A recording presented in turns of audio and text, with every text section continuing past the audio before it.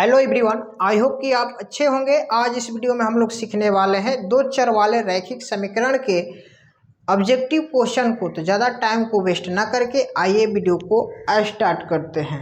जैसा कि स्क्रीन पे दिखाई दे रहा होगा, यानी कि पार्ट 2 आज करने वाले हैं। पार्ट 1 इससे पहले वाले वीडियो में हो गया, अभी तक नहीं देखे हैं तो इस वीडियो के डिस्क्रिप्शन बॉक्स में हम लिंक दे देंगे, वहाँ से आप जाकर देख सकते हैं। तो देखिए फर्स्ट क्वेश्चन है, दो चर एक्स वाई में रैखिक समीकरण a x plus b y plus c बराबर 0 के अधिकतम कितने हल संभव है। ठीक है, तो यहाँ पे दो चर दिया है। चर किसे कहते हैं?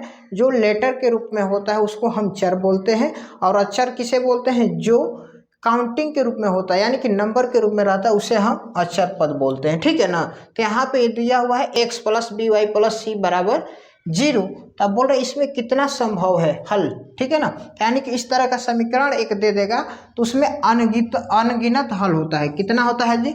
अनगिनत हल हो सकता है। आप पूछेगा कैसे अनगिनत होगा, तो यहाँ पर देखिए एक्स का मान आप 1 भी रख सकते हैं, 0 भी रख सकते हैं, 2 भी रख सकते हैं, 4 भी रख सकते हैं, कुछ भी आप रख सकते हैं। तो यानी कि एक्स का मान आप कुछ भी रखिएगा तो वाई का मान कुछ और आएगा। समझ पा रहे बात को? तो इसलिए इसका अनंत हल होगा, यानी कि अनगिनत हल होगा। ठीक है, अब देखिए सेकेंड नंबर क्वेश्चन है, समीकरण युग्म 2x प्लस 3y बराबर 5 तथा 4x प्लस 6y बराबर 15 का है एक अद्वितीय हल, अनंत हल, कोई हल नहीं। अब यहाँ पे ये समीकरण दिया है, इस समीकरण के मदद से हम लोग क्या करेंगे? सॉल्व करेंगे। तो सबसे पहले देखिए यहाँ पे 2 है, ये तो आपको पता होगा कि ये a1 का मान होता है, ये b1 का मान होता है, ये c1 का मान होता है, और ये a2 का मान होता है, b2 का मान होता है, ये c2 का मान होता है। ठीक है, तो अब यहाँ पर देखिए a1 बटा a2 होता है, तो a1 का मान यह है 2 और a2 का मान यहाँ पर क्या है? 4। ठीक है, बराबर। फिर देखिए b1 का मान 3 है बटा में b2 का मान यहाँ पे क्या है? 6 है। अब देखिए यहाँ पे c1 का मान 5 है, तो यहाँ पे c2 का मान है 15। अब इसको हम लोग काटेंगे। देखिए यहाँ पे 2 एकम 2, 2 दूनी के 4, 3 एकम 3, 3 दूनी का 6, 5 एकम 5, 5 तिहाई 15। ठीक है, अब यहाँ पर हम देखते हैं 1/2 बराबर 1/2, यहाँ पे देखेंगे नॉट इक्वल 1/3। ठीक है, अब देखिए यहाँ पे 2 भाग तो बराबर है, लेकिन तीसरा भाग क्या है? अलग है। क्या है जी? अलग है। तो यानी कि ये जो नियम होता है किस में काम करता है? यानी कि a1/a2 बराबर b1/b2 नॉट इक्वल c1/c2, यही इसका नियम है। जब इस स्थिति में रहता है तो किस चीज़ को फॉलो करता है? जब इस स्थिति में रहता है तो वो रेखाएं समांतर होती है। क्या होती है?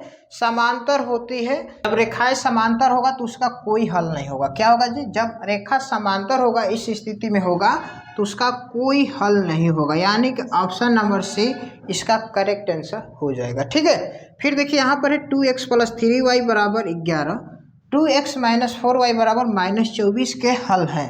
यानी कि अब यहाँ पर एक्स वाई का मान निकालना है हमें। यहाँ पर ऑप्शन दिया हुआ है, कौन सा ऑप्शन सही है? तो सबसे पहले देखिए यहाँ पे समीकरण को लिख लेंगे, 2x प्लस 3y बराबर 11, और सेकेंड समीकरण है 2x माइनस 4y बराबर -24।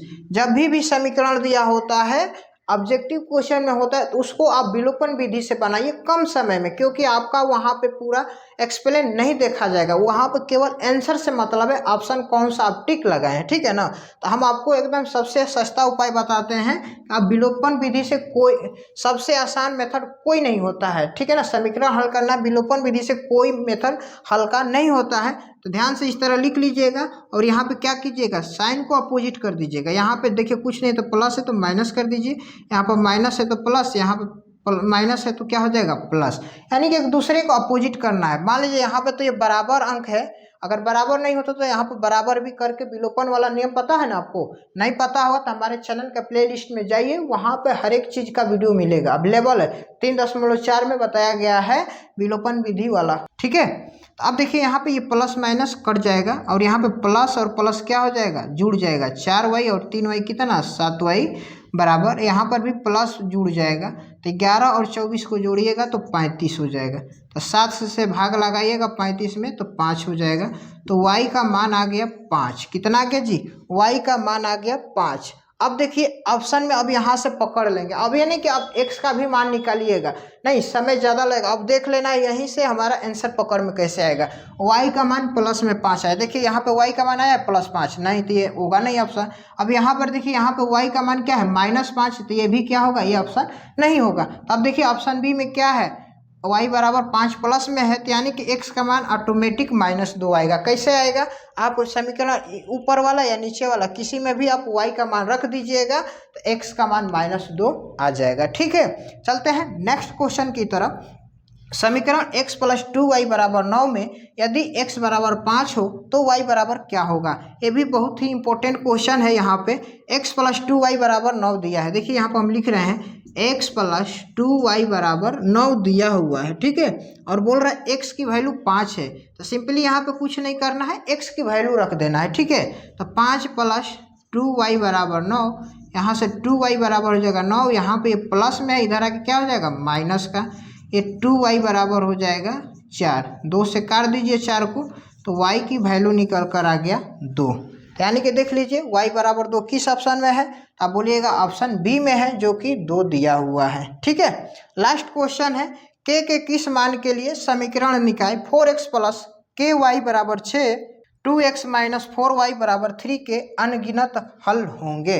अनगिनत हल कब होंगे, जब रेखाएं क्या होगी, समपाती होगी। ठीक है ना, तो यहाँ पे देखिए समपाती के लिए यहाँ पर हम लिखेंगे, यहाँ पे a1 b1 c1 का मान दिया है, ये a2 b2 c2 का मान होता है। ठीक है ना, तो यहाँ पे इसका हम गुणांक लिखेंगे 4/2।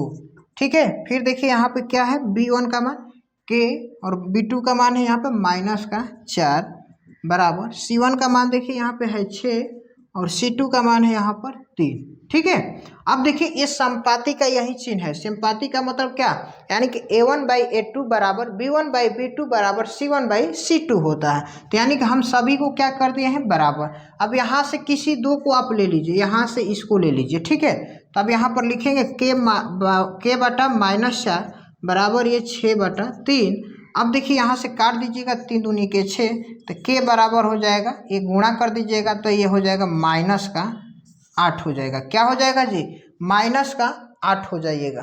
ठीक है, अब इसको भी आप लेते हैं तो उसका भी मान सेम आएगा, -8 ही आएगा, कहीं से भी आप ले सकते हैं। ठीक है, तो देख लीजिए k का मान किस में है, -8, तो यहाँ पर ऑप्शन बी में जो दिया है -8, यही इस क्वेश्चन का करेक्ट आंसर हो जाएगा।